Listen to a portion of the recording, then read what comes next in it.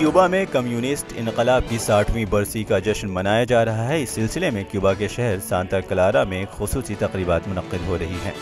یہ وہ شہر ہے جہاں چی گویرا نے بغاوت شروع کی تھی اور امریکی حمایت یافتہ رہنما باتیستا کو اقتدار سے بے دخل کر دیا تھا۔ کمیونسٹ نظام کا جھنڈا گاڑ دیا تھا، جس کے بعد سے آج تک اس ملک میں یہ نظام رائج ہے۔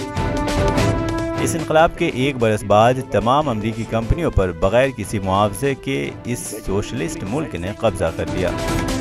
60ویں برسی کی تقریبات کے موقع پر کیوبا کمیونسٹ پارٹی سربراہ راؤل کاسترو نے ملک میں سوشلسٹ نظام کو جاری رکھنے کا اعلان کیا ہے۔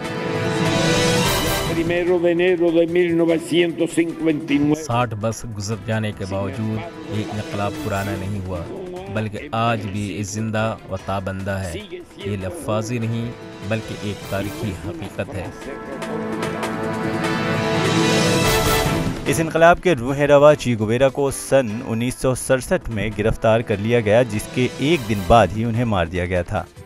چی گویرا کی موت کے 50 برس بعد کیوبا میں کرنسی نوٹ پر تصویر سے لے کر بل بورڈ تک ہر جگہ چی گویرا کا نام گونجتا ہے، اور آج بھی وہ لاطینی امریکی کے جانی مانی شخصیت ہیں۔